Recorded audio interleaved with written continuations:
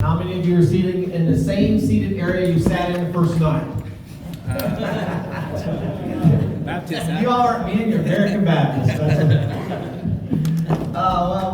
First of all, let me just say thank you. How much do you appreciate the music team that's been here with us all week? And I appreciate so much my friend Vern offering me the invitation to come. And Pastor, thank you for giving me the privilege of being here and sharing. And gentlemen, I have thoroughly enjoyed sitting around the fire pit talking with you. I'd enjoyed it more if there had been a fire in it. But I enjoyed getting acquainted with you. I've enjoyed some of you who come up and ask me to have one-off conversations and seeking what little bit of counsel I might be able to provide in your situations. And if any of you have interest, see me afterwards. I'll give you my email. I'll do anything I can. I'm all about serving the body of Christ. Amen. And Paul, and where's the other Paul? Oh, there you are. Different scene. Dude, you changed. Yeah. He followed your direction. Right? Thank you guys so much for tolerating me and hanging with me and sharing your translations as best you could. I know that can't be easy. So this morning I thought what I'd do, since it's our last time together, you're going to try and get home. I saved my longest message for today. Thank you. Just kidding. I have a burden. I have a burden for men of multiple ethnicities. The stuff that we have been talking about over the last few days isn't specific to the Median culture. I find it very, very heavy in American culture, Russian and Ukrainian culture, Hispanic culture, African American culture, and here's why. Regardless of the culture, it's all about the forces of good and the forces of evil. It's all about the desire of Jesus Christ and the battle of the enemy.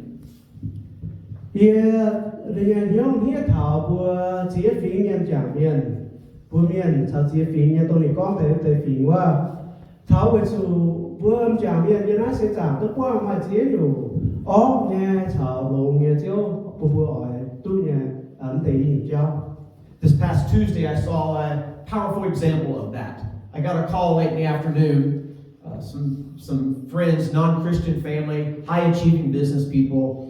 82-year-old dad had fallen in the bathroom and had been taken to the hospital by the ambulance. Chị ta nó là bài tức buồn miền cái xuất xàng mà mình chỗ chiến nhủ xuất xàng này đi tiết tức chất bách chân nhì nháng giáo sinh độ yêu qua một chỗ. And this man had been a very, very, very high-achieving businessman before retirement, and he had like two personalities and nothing in between. He was either the life of the party and a lot of fun, or he was angry and demanding and intense. Tâm chẳng miền nên cố ấm bà yên lấy xế mà xuất xàng chiến nhủ chỗ xây ế lỗ ni mai chuyện xếp và ni mai y xếp mà nhủ cái lỗ mà nhủ cái xuất mình cái mà tôi là y xếp miền phiền phím nhủ. He was like that with his family, and he was like that with his employees, and he was like that with his contractors. Anh ấy phiền phím để chuyện xếp cho nên hóa tội cho nên công miền cho chỉ làm những quảng hiện tại phiền hát tôi là y xếp miền mà lỗ that was good character and the other was Angry and demanding. chi cho anh lỗ cái ở chỗ tu của nhiều quá. But he had a soft spot for me because he didn't know what to do with me. Because I didn't play in his field and I didn't talk like he did. And I had a good sense of humor, and so he liked me, and the family had called me. Và đi quảng yên thì phiền phím thiếu tất cả căn nhiều chạy yêu về chỗ yên căn nhiều thì đi ở chỗ tại sao cứu thông yên cho rồi.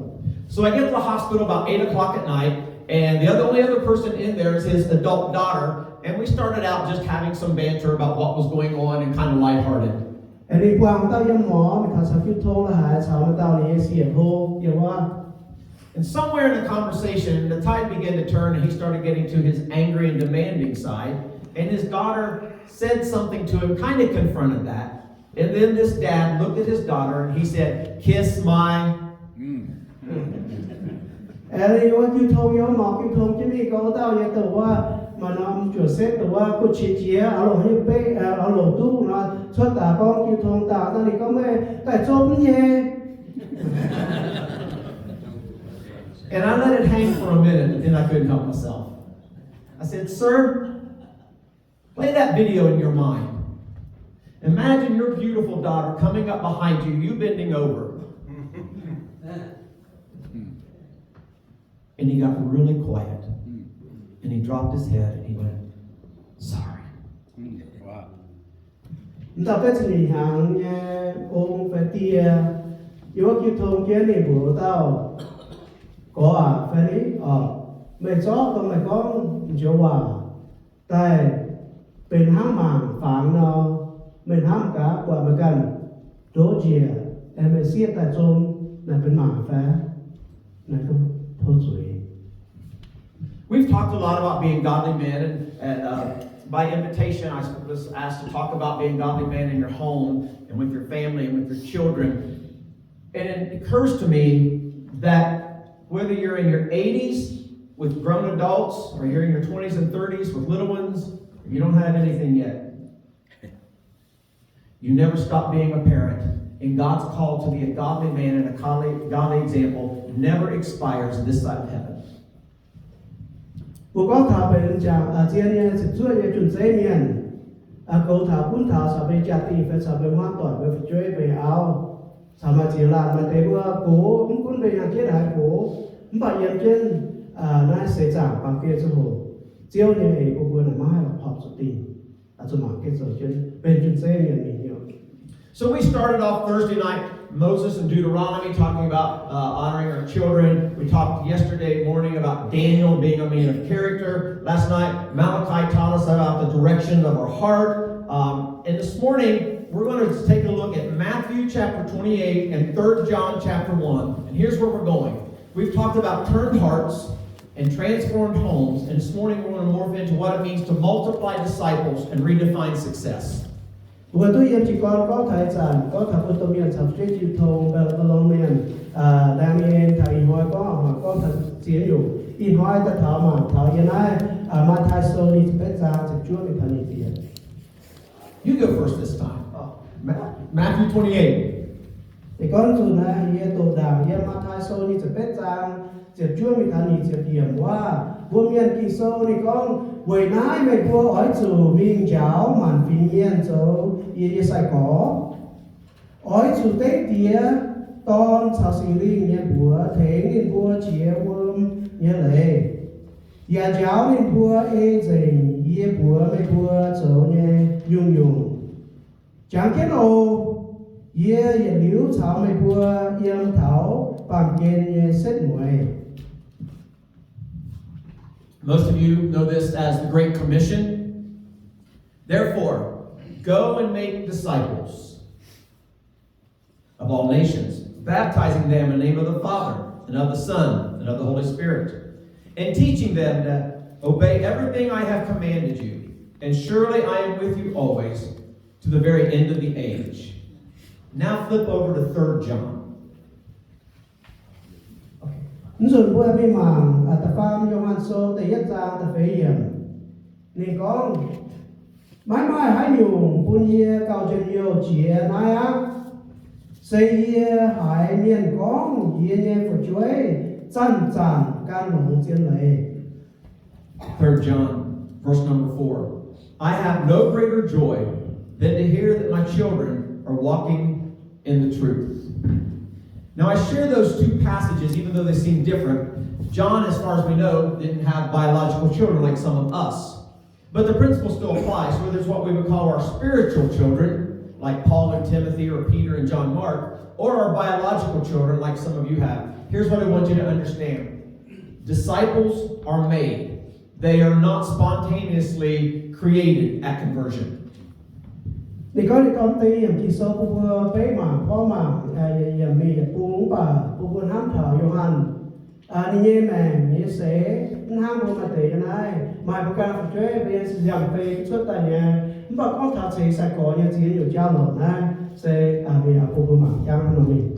Disciples are the product of a process that involves other believers, and making disciples is the power of spreading Christianity. Ở thế sai có sẽ phải có thằng mà chiaอย่างchia phim phải chia nhiều miền và chia con thằng thế sai có sẽ biến thảo vừa chỉ tụ nhà phong.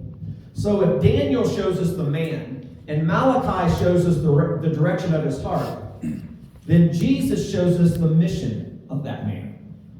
Daniel pun thảo và Daniel Malachi quạt thani mẹ như nhiều hong ai hoa ma thai quạt thảo in this. What's the focus on this in Matthew? You said? The mission of the man. Pun thảo pun ye so kong bu pa mian so kong ye jalo. See, God never turns a man's heart just for our benefit. He turns our hearts so we can impact others. Chiếu cho ni kong bu be yo hai cho họp se n zai we ni ba we hai cho hai mu thảo tham thảo ti thảo ti tao ye mẹ. A reservoir that only receives water eventually becomes stagnant and mossy and messy. But a river that flows brings life everywhere it goes. And men, if your faith stops with you, it stagnates. Yên yên nó bom tu diệt thảo nên tại yên choว่ามาเสียงบมnên tạiทบที่ฮอบมละฮบจะนี่บ่าอย่าติวบมโดเนี่ยเจียจะชดจะนี่เสียงมันยังอยู่ห้องชดจะนี่ A man of God is not just growing spiritually, he is reproducing spiritually. บัวเป็นเดียเจียนกิตูเนี่ยจางเมียนจุนใจเมียนเซนใจกุงกองกุกันฮานาโฮฟมานป่าลีวนสุดยางกันโฮจะมีอยู่ Ed Beck is a minister in Colorado Springs, Colorado. And he was looking for some kind of illustration that would explain what I'm kind of saying to you to his church. มาตอฟินแซงin Colorado นี่นะมากะมาอยู่เป้หมางแต่ปุญเยให้ทานปุญเยจุปางเปลี่ยนย่อเถาตั้งแต่โกโก One day he was out at the Olympic Village there in Colorado Springs, and he saw all of the athletes training and all the effort they put into it. And he thought maybe that's what discipling others is about. It's about the training and the development. But he didn't think that was quite right. มันน้อยนี่มีเถาอยู่ Colorado Springs มาอยู่เมื่ออยู่ช่วงเสียน้ำกู้มีอยู่ว่าชุดชักเซงเนี่ยตอนว่ามาเถาเขาน่าจะเกี่ยวกับไม่เถาโป่งน่าจะอะไรห้ามเพื่อฝึกไปหูไปเฉยบุการเทศจะได้เงินอยู่บ่าหนังเสียงเก่าเกี่ยนแต่ผู้หญิงเป๊ะคุณมา And with that on his mind and growing slightly frustrated, the next week he was there at the Air Force Academy in Colorado Springs. ก็เรือน้ำปลาดินสอหายน้ำขึ้นทิ้งมีเถาที่น้ำเลยป่ายมีเถาหมากเยอะว่าบัว Air Force บอกฉายังบัวหกเลยเชียร์ยังจับว่า It was a Saturday afternoon. He was attending the Air Force football game, and he watched the two teams battle going up and down the field. He thought, well, maybe that's what this ministry of discipleship is like. It's about good and bad and fighting back and forth and trying to gain ground and eventually crossing the goal. But sitting there, that didn't seem quite right either. ว่าหมาแต่ทหารเนี่ยว่าเงินบ้านนะครับบอกว่าไม่ป้องยี่ป้องไม่ป้องกับผู้หิ่งจะต้องลงน้ำนั้นอ้อชาวลงเนี่ยแต่ต่างแฟแต่ป้องบ่าน้ำน่ะสอนแก้เก่าเป็นแต่เป๊ะปัจจุบันกว่า He was still slightly frustrated with this on his mind, and at halftime, the Air Force Academy marching band came out.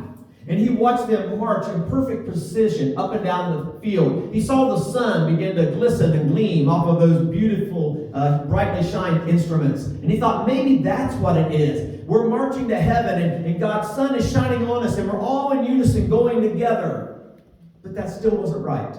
ไอ้แถวเนียนบ้านแถวนั้นดำเปิดจะหูกว่าเพื่อคุณบ่อรอบ่อโจเนี่ยเมียนใบก็ลงก็เลือดไม่เอเลยอย่างที่เจ้าต่อยติ๋วต่างๆมีก็แต่ห้ามน้องเปล่าคุณแต่ขาเส้นไว้ไหนยังแก้หอก 2 weeks later, he found himself serving at an event held there in Colorado Springs at the Air Force Academy called the Special Olympics. Special Olympics. And you know the 5 year in Colorado Springs.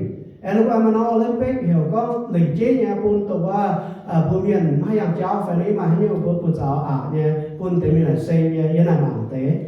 The Special Olympics have many of the same events as the regular Olympics, except they are for handicapped little boys and girls to come in and give their very best and receive encouragement and still have the thrill of competing with one another. Special Olympic phải tổ là lịch chế nhắn nhiều bún mình sải như tổ là sẽ bún thảo đây nhà miền núi miền phía dưới tổ hay yang cháu mà giờ con em bún cháu phải mình là xây và để chọn xây như này nó đã sao tin được tại Việt Nam nha. And Ed Beck said he was sitting there in the stands and he watched 10 of these little handicapped boys and girls line up to run the 100-yard dash. And they did the best they could to get their somewhat contorted bodies down. And the person said, mark, set, The gun sounded, and they took off as fast as they could. Em công lịch suy trên nhiều mà tế phải chuế mà chiếc lan phải chuế em hay yang cháo một cháu vải phải chuế là bài cho qua bọn máu tế liền hết tốn và đốt chìa em đi sao út mà chén sao có về lông tháo chế hóa quân sống em tế chỉ còn hắn nó bảo tế quân một cháu xin chào vải và hàng nó bị mà nhóc là rồi. And they took off, and they were running as fast as they could, and about halfway through the race, one of the runners tripped, and he fell. Chúng vui tế chiếc lan phải chuế choàng thiếu chế đi mà làm mình thảo hóa đạp buồn tóng đọc mình. And when he fell, he kind of screamed out. And when all the other runners heard this, they stopped running. And they turned around, and they ran back to him. And one little girl knelt down beside him, and she put her cheek up against his bruised and bleeding knee. And they helped him to his feet, and then something beautiful happened. All 10 of them joined hands, and they ran to the finish line together. Thiếu mình thảo hóa ta toàn phém tao đỏ mình. Nào vui út tế mình đàng, hãy đi nào, choàng kết ta gang, mà tao xiết, phải nè. Quả này nó toàn thác quá chút giám cho mình viên cầm quỳ mình, chú áo ta chút giám quá, nếu nó có choàng cái bô nên hóp mình chỉ xin ta, nó chung choàng cái thiếu, thế cái nên, nhiệt cháu, mình thảo xếp mười tổng. And Ned Beck said, there is the illustration of the church I'm looking for. Because we're not in this just for ourselves. Our goal is to reach as many people and to help as many people and disciple as many people as we can, not just to get through the difficulties in life and watch them get back up, but to hold their hands and run with them in the midst of their brokenness, and we all join together in heaven. Thì con cho ta hám tốn dù ná, tốn nhiều chữ băng, yêu hỏi mài tốn ai á. Cuốn quang hay nhiều quang hay quang hay là không bà ói tàu nan chết bùa choàng kết thiếu thảo xếp ngoài năm tỏ qua. So this morning in this closing session that we're sharing together, I want to ask one deeper question of all of us, and it's this. What is success in God's eyes? Anh đom cô vừa choàng cái cáp trên này mà chiều qua này con vừa xuống hám choàng cái xong em chiều qua này xuất sản chiến chia về xuất bản chế long chia cao chiến chia em chiều như sự hiện nay tổng hành nhiều buồn ham tài. See, this is where your prayers for your children and your family begin. And you and I have to be willing to submit to the Holy Spirit when He leads. Because remember, Jeremiah said, pray for Babylon. Hắn nó buồn ham thảo tôi vừa choàng kiến ta cáo về bên ham tội về trả tiền về tao phải ăn dẹp tội. Buồn chàng kiến hắn biệt tổ thảo Daniel con thảo yếm Babylon. And with the Great Commission, Matthew 28 is a backdrop. I want to tell you that your first assignment is not the nations. It's your home. Yes, Jesus said all nations, but for most men, your first nation is the home and the people who live in it.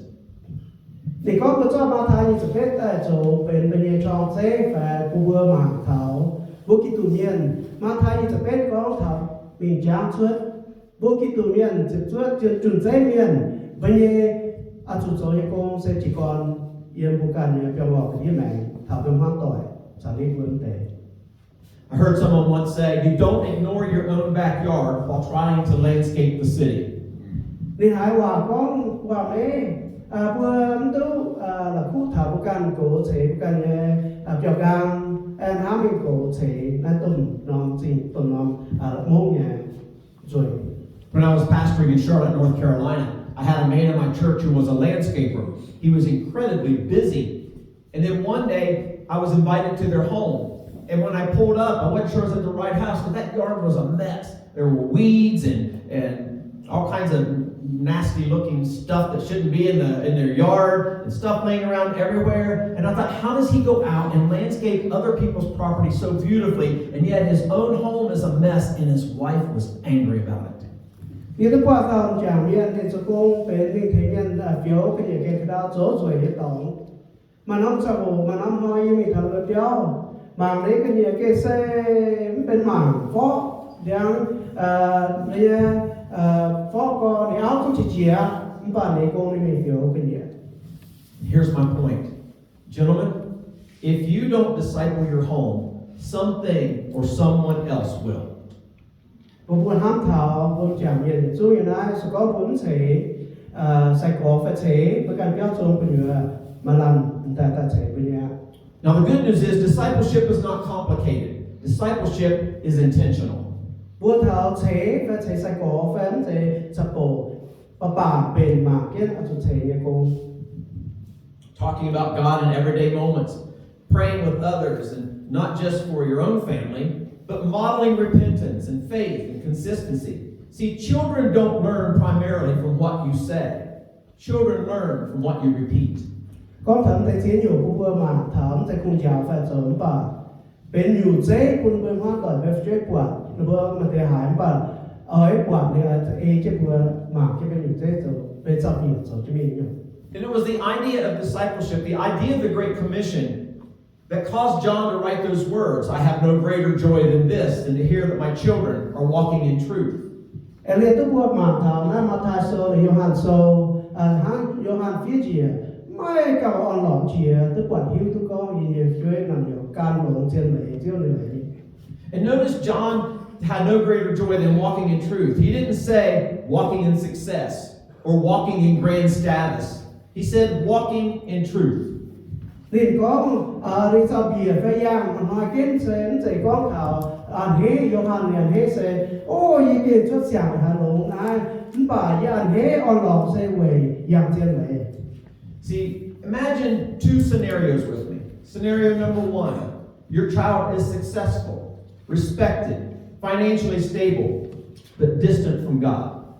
Bố buồn hám y tiểu mà tao tiểu sẽ phải phải chơi xuất xẻo mà phần sẽ cho sẽ cho nhá xuất xẻo ở có phần lệ có cho thì cùng. Scenario number two, your child is walking with God, imperfect for sure, growing, but grounded in truth.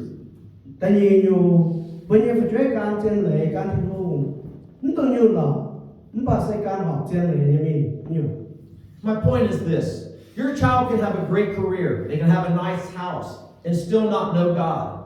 And quite frankly, heaven's not impressed with their LinkedIn profile. Bây giờ có trên xe bộ phận hám thảo thì nhà nó xuất xẻo mà chỉ nhiều phần sẽ nó bảo như thảo thiên tòng tức quả thảo nên nó sẽ chọn nhau như phải quả mà thảo là về LinkedIn phải viết thảo là về ý mà chỉ nhiều công bố lông là hải nó bảo thiên tòng của hám tài mà bỏ nhau phải. Now don't misunderstand me. Achievement is good. Education is good. But when success becomes ultimate, faith becomes optional. Tôi bị hiểu tòng ở đây nhà qua bữa chỗ chỉ nhiều lông là tôi nhớ lòng bà sẽ có bữa lông chiến chia tàu hồ xe bây giờ xuất xẻo về mà phần sẽ về chiến nhiều chiến lệ này bên ta nhìn về chung là khu mà là cái qua phép hả. And when faith becomes optional, it eventually disappears. Sẽ có về xem phim bên trong vừa kiến thức về ý tu lỗ nói mà xem phim về tàng bát sổ của chúng xem phim như vậy anh nói là cái So allow me this morning to encourage you to have a multiplication mindset. A single candle can light another candle without losing its own flame. And that's called discipleship.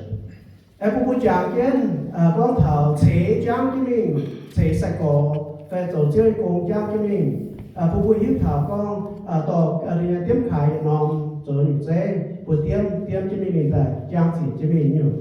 See, as men of God, our role is not just to burn brightly, but to light others. The other men around us, the other people in our church, the folks in our neighborhood, our co-workers, as well as those who live in our own homes.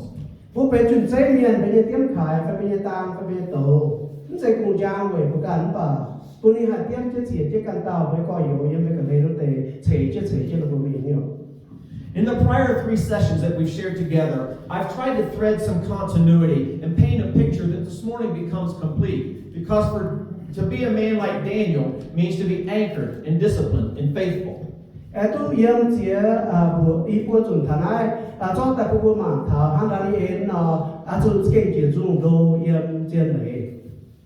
To turn your heart like Malachi means that you first turned your heart toward God in the horizontal, and then towards those around you, your household, your neighbors, your co-workers, your church, the men in this room. 本土嘛头讲头，马来基數講頭講頭個頭做學校，頭朝天空學校了，就對個要分享做學校之類。 And so now this morning we're looking at John, and we want to learn how to measure our life like John measured. Whether you're walking with God in truth, or whether you're pursuing something else. ไอ้บุยดามาทายฮันทุกที่เจียวัดเจาะแต่ดอกเป็นจีดอกถาวรบุยดอกกาอารมณ์เช่นเยี่ยมมีฮับโบมีเท้าเจียนเหลยแฝมีเท้าตัวบัวม้าเนี่ย And the sum total of that scenario is we just don't build careers, we just don't build a life, we're building people. ไอ้chúng cho chúngแต่ผมจะคุมาเท้าบุกันเนี่ยเฉยบุกันเนี่ยจะตีไฟกับหาหิ้งเนี่ยคุยไฟกงโปมิงป่ามาเท้าเนี่ยchúngตัวเนี่ยเป็นตรงฉัน The reason that's so important is because at the end of my life, at the end of your life, our greatest testimonies will not be what we achieved. Our greatest testimonies will be who was walking with God because of what we did. Xét mùi nói sẽ con thảo chiến sẽ cùng vừa mảng thảo tôi ý tôi xuất giảng nhắn nhủ xét mùi nói tổng vừa yang cho họ chiếu chế căn tàu phải chiếu như cùng tôi được hãy mà vừa chiến tàu vừa này tôi vừa thảo im cảm. And so in the time we have remaining this morning, I want us to take a moment and redefine success.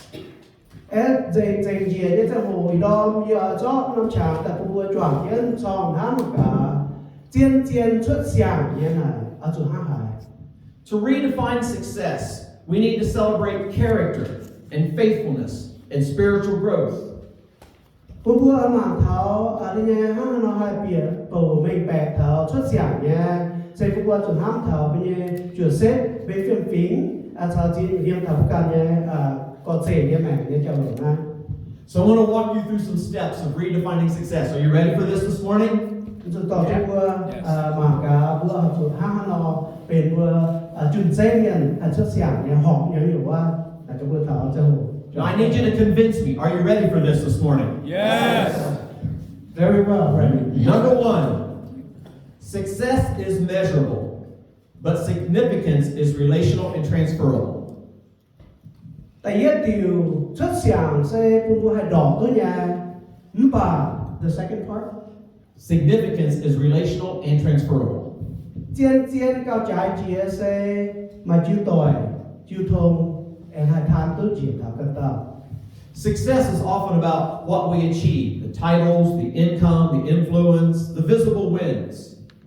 Xuất giảng những cái sẽ giảng của thảo sẽ tổ vừa dấu tôi xuất mình, dấu tôi xuất cô, dấu tôi xuất chiến nhủ, yên bất chế là hai lống, yên cô tôi nhà là hai tham, tổng tế xuất giảng, yên sẽ giảng của thảo. Significance is about what remains on this earth once you're gone because you lived here. The people you shaped, the faith you passed on, the character you reproduced. Chiến chia tổng qua cao lồng, chiến chia tổng sẽ tổng vừa tôi dấu tôi chế cân tạo. Thảo xếp về cho hồ, thảo về cho hồ chiến nhiều, tổng chiến tài mảnh của tôi quay tôi thiếu tôi hiện tại bên khu chuẩn dây nhiều để tông nào. John said he has no greater joy than knowing his children walk in truth. That's significance. No metric, no platform, just transformed lives.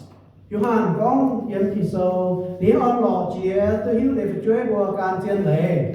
Nó sẽ là sự đọc phải sự mà metrics này mà cái điện hôn hang sao là hải mà chiến lệ tổng được chơi can nếu on lọ chia tông này. A man chasing success asks, what did I accomplish? But a man pursuing significance asks, who is different because I lived? Chẳng con chuẩn dễ nhiên mà thảo xuất giảng cháu mà chỉ nhúng bà tổng bố sẽ chia chủ mạng sẽ ye mèn thua thảo thiếu thảo chế thảo cái tao nhé để hát nói mình. Number two, success can be self-centered, but significance is always others-centered. Tại vì yếm quả thảo xuất giảng sẽ dễ mạng thảo bố cát cũng nữa. Không bà sẽ chia qua cho mạng cả mạng trang mình hoa nó. Some men will climb the ladder of success only to realize it's leaning against the wrong wall. Mà thế chẳng có climbing là vừa chế bất cả hàng chứ hàng cái không chứ pháo mà tế rồi bao năm rồi thà anh ấy vừa pháo chủ nhong pháo chủ càng bị bỏ. In Matthew 28, there in the Great Commission that we read, Jesus doesn't say, build something impressive. Jesus says, makes disciples. Yên mà ta sâu đến con mà cho cho cái này cho cái quả bị có phê phủ nhá quả thì con bị chế sai cổ. That immediately shifts the target from building your name to building people, from being admired to reproducing, from accumulation to multiplication. Này thiếu bị bẻ tại nó sẽ có mảng thảo chế cái bùa mà cả nó chế cái tàu mà chỉ nhiều thì kun phô chế về hang chế sai cổ nó biểu bộ nhiều. See, a man of God measures his life by who he is sending, not by what he is building.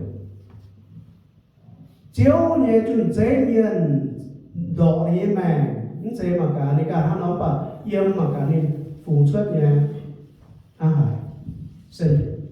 Close enough. Number 3, significance is usually slower and harder.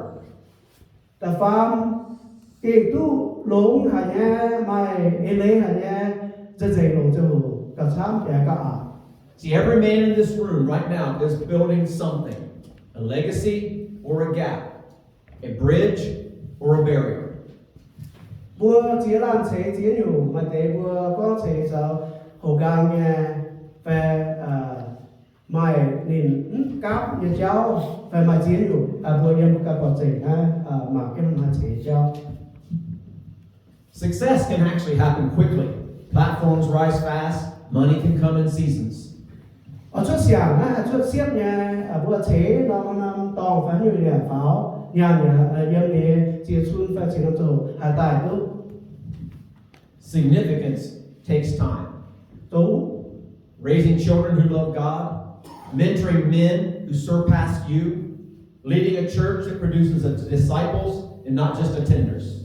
rồi vẫn như lộ cái con đố sẽ hát thảo chế của chuối chế của coi yếu rồi chia nhủ này chết nên hắn là mình. If you remember back on Thursday night, we were in Deuteronomy chapter 6. And in Deuteronomy chapter 6, God commands fathers to impress truth over time.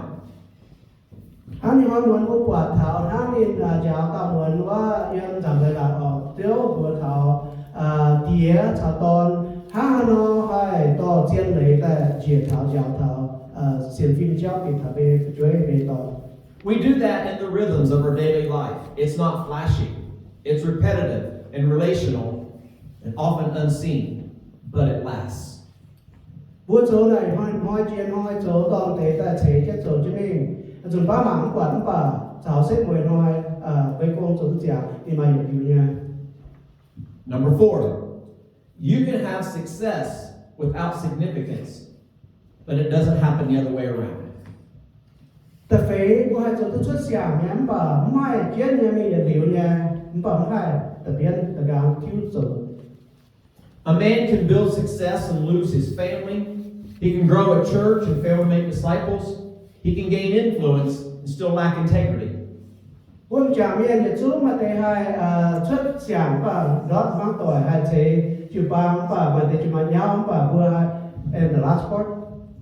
He can gain influence and lack integrity. Nên hai chỗ tôi miền hoàng bà vừa như cái yếm bên nhau chỗ thầy hay có chịu chúa như này mà thầy ba chung mà phép mà.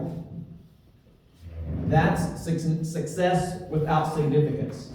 True significance always includes a deeper kind of success called faithfulness. Chiến như sẽ chỗ thảo có xuất xưởng phải mà vẫn còn đó sẽ xếp mười chiến chỉ sẽ chịu chúa hiểu. My next point, some of you in this room know. Gentlemen, I'm glad you're here. Because here's one thing I want you to understand at this early stage in your life. Success requires intentional sacrifice. Thì có một thảo vừa đào miền lũng bàn chiến xuất xưởng ở chỗ xuất tại mình họp nhà chịu chúa nhà nhiều bền tại mình nó tỉnh nhà mà chết trên hắn nó tỉnh ở chỗ mình. You do not accidentally live a significant life. xuất xẻng mà còn đốt thì chuột nhà mình bổ nó hai chập bổ hai tu. To live a significant life means that you say no to opportunities that don't align with your calling. Quân vua hai mai mình tu đáo nhà quân nhà mình tàu là bộ quả bà chế nhiều ổn bà thảo bộ quả vua học tu mà tuần ba con thảo tàu vua bền tàu mình thảo xếp về ngoàiว่าตะกวายnhiều vuaอย่างhọc chi. To live a significant life means you invest time where there's no applause. Quân vua hai chỗ quân nhà mình hai chỗ mà còn đốt nhà mình sẽ vua nhà cha hồ là vua nó chỗ chứ quân mà nhà lại của vua tỷ nó là vua chỗ chứ mình. And living a significant life means at times you're choosing presence over productivity. Chuẩn ba với vua tỷ nó tại yếm nhà mình vua kiến tôi sẽ vua học chủ yếm hay chủ nhà hắn nói mình họ agent mình thảo tạo xếp người. A man of God has to understand that you say yes to everything that has a purpose and no to everything that can be a distraction. And that's sacrifice. Chiến chiếu nhà thì địa chuẩn giấy miền chủ mà nhớ ham thảo tôi vừa điều họ xuất tạiว่าtôi tiểu biệt bầu thảo vừa ở nhà của mình nha cháu vừa hay tu hay chip chỗ bà con tôi tiểu hay chạy hay đứa chủ vừa tỏ vừa hay bị nhớ thảo dẫn chip. Now here's my sixth and final principle. Yes. To interrupt them,ว่า significant วิจารณ์ของตัวเท่าเท่าในสิลงเจ็ดเกียร์บวชเสียหนุ่มลงเองแต่เจ็ดเกียร์ต่อไปสมัยนี้มันจะ significant วิจารณ์สักที่เขาต่อเป็นบุญเนี่ยทั่วลงเจ็ดเกียร์ có significant là chiến chỉ không? Bây giờ chiến chỉ còn đâu significant advance chân chỉ cậu chiến chỉ cậu muốn nha cậu lồng chiến như vậy. Okay, real good. Okay. Significant is the root of it, the most important. Correct. Yes. Yeah, that's correct. Thank you for asking. Here's my final principle for you this morning. Your ceiling should become somebody else's floor. บุคคลห้ามถามจะได้เปียหัวแฟนนักกว่านะหับจะเป็นการดาวเนี่ยเป็นดาวเดียวกัน See, this is where most men miss it, and yet it is the absolute key to effective discipleship. ได้บางทีสุดว่าเปลี่ยนต่อเซเป็นให้ทีมคนได้ทำจนเสร็จสักก่อนจน Success says, I achieved this. Significance says, I made it easier for the next man to go further than I did. Xuất xẻng sẽ có những tu nai, đồ nai. Và với chiến chỉ tu ở tu sẽ đi sẽ tạo quân đồ để cái ta phải tổ chức. So gentlemen, don't misunderstand me. I'm not saying reject success. I'm saying redefine it. Tôi bị nhớ tòng những có hiểu vừa tôi ham thảo xuất xẻng cho rồi và vừa chủ cần ham một cả chiến là ham hàng nó vì qua cũng xuất xẻng chủ tên rồi đó. See, Daniel redefined it. Malachi redefined it. The Apostle John redefined it. Bố quạt Daniel, Malachi, Johann, giờ là bố tu cần có chỉ ham mình chiến chỉ còn đố phun xuất xẻng là ham mình. So if you're taking notes this morning, here is David Harris's redefinition of success. So con bố tu phía gì chẳng cái điều hòa nhiều. Yeah, David Harris nha quạt xuất xẻng nó sẽ ham nó ham. Coming from our examples from Matthew, Malachi, and the Apostle John, I think that true success is knowing God, obeying His call, building people, and leaving a generational imprint. Hiếu chiếu thiên hùng bùa đi hiểu bùa chỗ nhà thảo chiến được họ cùng đã y quạt bùa tư mạng yếm Malachi thảo đã tham nhiệm sâu thầy đom Johann đã tức quả nó sẽ bùa chiếu nhà chỗ họ chiếu nhà sẽ gặp chiến chỉ na thể bùaเป็นxuất xẻng nhàจุดใจmiền. So before you leave this room this morning, I would encourage you to ask yourself this question. Will what I'm building outlive me and point people to Jesus? Bố con ham chẳng cái đảng của giá này đó tôi ý chế nha chỗ nha cùng ở mai bắt chế chiến chỉ tổng thảo xét quyền hỏi 耶走在海边只有你们还的只有过很家给你们发。 To help you process that a little bit, I want you to imagine two scenarios. Scenario number one, people talk about your accomplishments, your titles, your house, and money at your funeral. 不过他们讨嘛一điều，他们讨他識會nói，不會寫nói，面對là con thảo，不出聲mà chế nhiều，不mà cung mà béo mà chế nhiều。 Or, at your funeral, other men stand up and say, he taught me how to pray. He showed me how to love my wife. He walked with me when I wanted to quit. Phê bố quê cho quá, thảo xếp quê nói quê sẽ cho hồ, và tao phá tay, đi giáo đi ta cáo, giáo đi chứ thông, chào đi áo, chào cho lộ, chế đi tay. Which funeral do you want? Bố hỏi, bây giờ xếp quê sẽ đi thôi, bố hỏi nó. And so to conclude this, I'm going to ask you to do something. I'd like for you to stand, please. Bố quê đi đón, nó về chỗ đoạt cái số chuyện. I'm going to share a prayer in English, asking you to repeat each line with me, and then Paul will share it in the end, and you can do the same. So repeat after me. God, I surrender my definition of success. Let me try. Oh, go ahead. Do that again. God, I surrender my definition of success. Repeat it. I choose significance. I will know you, obey you, and build others. Lord, use my life to impact generations. In Jesus' name, amen. And now, Paul. That's right. Yes. Chỗ nào thì có tất cả những công nhân nhé, thì nhớ qua giờ con công nhân quả một cái chỉ con cái mình nào. Trước thì đúng là giờ xưa giờ như mình đồng chỉ tay cho hồ giờ bọt thảo xuất sản nhé cho lộ. In hỏi giờ kiến đồng chiến chia nhé. Ye or you may, chiếu thì hùng, bùa may, and chế căn làn, lồng như màng, ngũ thảo chía ban miền, yếm chiếu Giêsu như bùa, ye tạo cáo, amen. You can be seated. Được vô trường tượng. And so, gentlemen, here's my final encouragement to you. Yes. I'm sorry, to go back a little bit. Yes.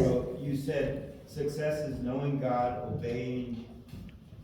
Oh, yeah, let me find that.